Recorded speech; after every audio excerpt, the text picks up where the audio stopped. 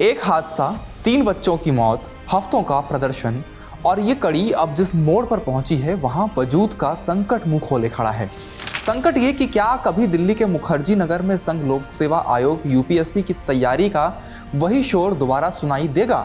क्या फिर से मुखर्जी नगर में यूपीएससी एस्पिरेंट्स की वही पुरानी भीड़ दिखाई देगी जो 27 जुलाई 2024 के पहले दिखाई देती थी? यही वो तारीख है जब दिल्ली के ओल्ड राजेंद्र नगर की एक बिल्डिंग के बेसमेंट में पानी भर गया और इसी बेसमेंट में भरे पानी में डूबकर 3 यूपीएससी एस्पिरेंट्स की मौत हो गई।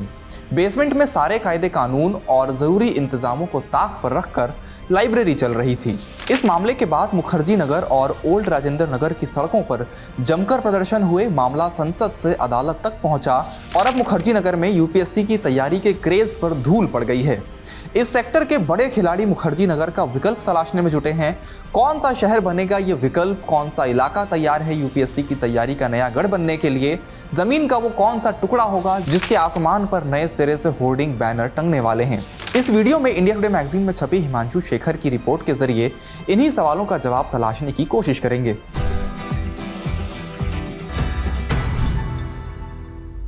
नमस्ते, मेरा नाम धनंजय है और आप देख रहे हैं इंडिया टुडे हिंदी।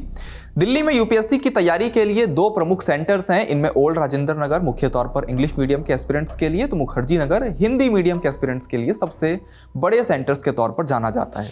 जुलाई वाले हादसे के बाद कोचिंग इंस्टीट्यूट्स और स्टडी सेंटर्स के तौर पर चल रही प्राइवेट लाइब्रेरीज के खिलाफ बेहद नाराजगी का माहौल बना। इसका असर यह हुआ कि दिल्ली नगर निगम और फायर डिपार्टमेंट के अलावा दूसरी एजेंसियां भी हरकत में आ गईं। ओल्ड राजेंद्र नगर की सड़कों पर निगम बुलडोजर लेकर आ गया और अवैध निर्माण ढहाए जाने लगे। एजेंसियों की कार्रवाई हिंदी मीडियम के एस्पिरेंट्स के मुख्य केंद्र मुखर्जी नगर तक भी पहुंची। मुखर्जी नगर में बत्रा सिनेमा के आसपास के जिन इलाकों में ज्यादातर कोचिंग संस्थान हैं, उनकी बसावट कुछ ऐसी है कि बहुत कम और संकरी जगहों में ये संस्थान चलाए जा रहे हैं। 4-5 फ्लोर की बिल्डिंग में कई बार अलग अलग कोचिंग की क्लास चलती है। आने जाने का एक ही रास्ता होता है, वैकल्पिक फायर एग्जिट की व्यवस्था नहीं होती।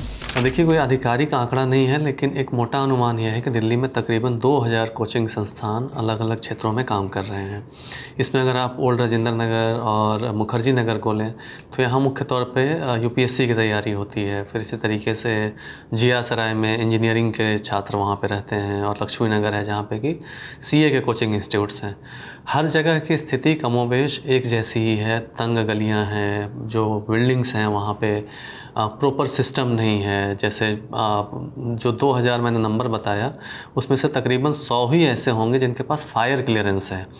तो एक तरीके से बड़ी ही मुश्किल परिस्थितियों में और जिसको कह सकते हैं कि अमानवीय परिस्थितियों में कोचिंग संस्थान चलाए जा रहे हैं। हिंदी मीडियम में यूपीएससी की तैयारी कराने वाले सबसे बड़े कोचिंग संस्थान दृष्टि आईएएस ने मुखर्जी नगर में अपनी सारी क्लासेस हमेशा के लिए बंद करने का फैसला लिया है।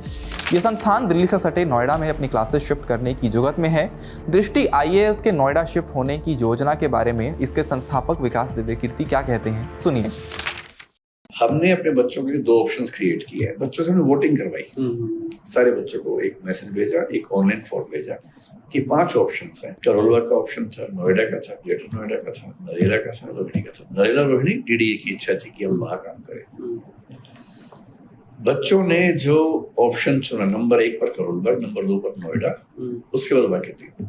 और क्योंकि नंबर 1 और 2 ऑलमोस्ट इक्वल थे तो हमने फैसला किया कि हम दोनों जगह काम करेंगे ताकि बच्चों की सुविधा रहे। रहने के हिसाब से करोलबाग थोड़ा सा महंगा है, हालांकि थोड़ा पीछे जाए तो सस्ता पड़ जाता, पर वो हब नहीं बन पाता यहाँ पर। तो मुखर्जी नगर जैसा एक हब उनको मिले, ये उनको जरूरत थी। तो नोएडा में हमने कुछ बिल्डिंग्स लोकेट की हुई हैं। अब उसके आसपास हमने देखा कि बच्चे रह पाएंगे नहीं, तो हमें हमारी रिसर्च है पूरी, पीजी के ऑनर्स के केयर टेकर्स के नाम, नंबर, कितने कमरे, कितना किराया, एसी रूम, खाने के साथ, वो सब हमने रिसर्च पूरी की और हमें ये अंदाजा है कि 6 से 10 हज़ार बच्चे वहाँ 1-1.5 साल में आराम से रह सकते हैं। उम्मीद है कि दिवाली के एकदम बाद से नवंबर में हम नोएडा में भी क्लासेस शुरू कर देंगे।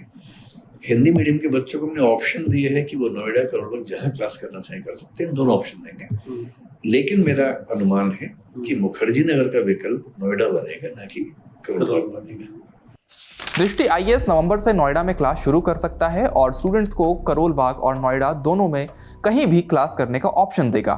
ये जानकारी देते हुए विकास दिव्यकीर्ति उम्मीद जताते हैं कि मुखर्जी नगर का विकल्प नोएडा बनेगा, ना कि करोल बाग। तो क्या मुखर्जी नगर में यूपीएससी का शोर थम जाएगा? देखिए, मुझे लगता है कोचिंग का एक इकोसिस्टम है जो मुखर्जी नगर में पिछले 3 दशकों में डेवलप किया है। मैं 30 साल से मुखर्जी नगर से जुड़ा हुआ हूँ, यहाँ पढ़ा भी हूँ, यहाँ कोचिंग भी चलाता हूँ और मुझे लगता है कि इस यूनिक जो इन्वायरमेंट यहाँ जनरेट हुआ है, जहाँ सफलता की दर बहुत ज़्यादा है, IAS PCS में एक बड़ी मात्रा में यहाँ पे स्टूडेंट सेलेक्ट होते हैं, तो इसको तोड़ना, इसको नष्ट करना सही नहीं होगा।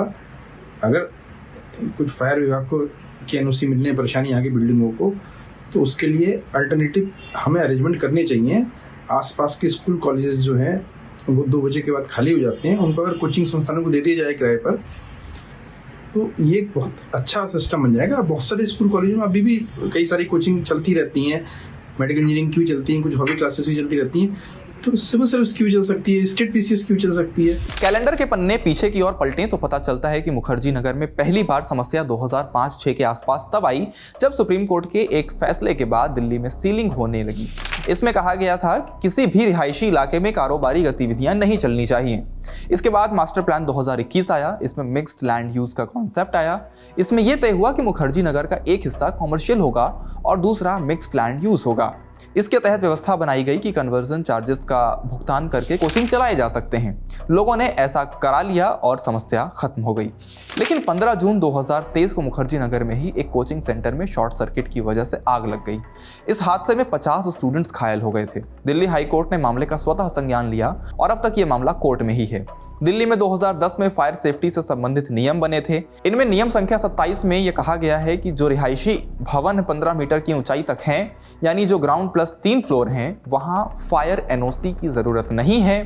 मास्टर प्लान 2021 कहता है कि आप रिहायशी बिल्डिंग में कोचिंग चला सकते हैं। इस वजह से यह माना गया कि रिहायशी भवनों में कोचिंग चलाने के लिए फायर NOC की जरूरत नहीं है। जब अदालत ने कड़ा रुख अपनाया तो दिल्ली फायर विभाग ने एजुकेशन बिल्डिंग के बारे में कहा कि 9 मीटर की ऊंचाई तक वाली बिल्डिंग में फायर NOC नहीं चाहिए। इसका मतलब है कि ग्राउंड और पहली मंजिल पर जो शैक्षणिक संस्थान हैं उन्हें NOC नहीं चाहिए। लेकिन 10 मई को हाई कोर्ट ने स्पष्ट कर दिया कि चाहे किसी भी फ्लोर पर शैक्षणिक गतिविधि चल रही हो, सभी के लिए एजुकेशन NOC अनिवार्य है। सबसे बड़ा जो चैलेंज जो कोचिंग संस्थानों के लिए होने वाला है वो है एजुकेशनल NOC। एजुकेशनल NOC में कई सारे सख्त नियम हैं जिनका भी पालन किया जाना है। अब एक उदाहरण के तौर पर लें तो ये है कि कोई भी संस्थान ऐसी बिल्डिंग में ही चलेगी जिसमें कम से कम 2 एंट्री एग्ज़िट हों। तो मुखर्जी नगर अगर आप वहाँ की बनावट आप जानते हो तो वहाँ पे प्लॉट साइज़ छोटे हैं। तो अगर 88 गज या 100 गज का जो एरिया है उसमें अगर 5 फीट चौड़ा 2 सीढ़ी निकालनी हो तो करीब आधी बिल्डिंग, आधी जगह जो है वो सीढ़ी निकालने में ही चली जाएगी। इसी तरीके से और भी कई सारे नियम हैं जिनका कि पालन करना कई बार छोटी जगहों पे जहाँ पे कि एरिया छोटा है वहाँ पर उनका पालन करना आसान नहीं है।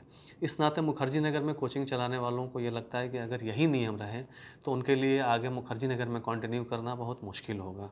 राजेंद्र नगर में इसलिए चल जा रहा है कि वहाँ प्लॉट साइज़ बड़ा है और कंस्ट्रक्शन भी अपेक्षाकृत नया है, तो वहाँ पे ये जो एजुकेशनल NOC के नियम हैं उनका पालन करना कंपैरिजन टू मुखर्जी नगर थोड़ा आसान है।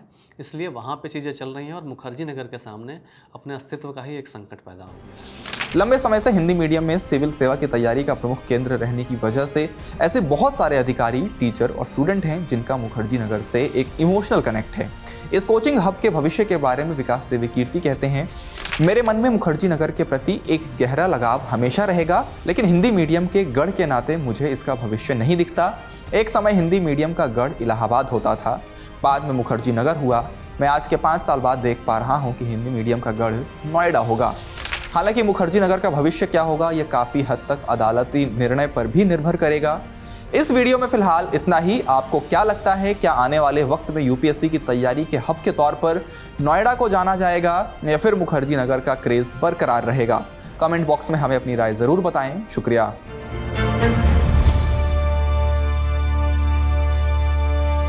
इसी तरह की तसल्ली से भरी हुई एक्सक्लूसिव रिपोर्ट्स देखने के लिए सब्सक्राइब करें इंडिया टुडे हिंदी का यूट्यूब चैनल और बेल आइकन जरूर प्रेस करें ताकि वीडियो अपलोड होते ही आपको खबर हो जाए।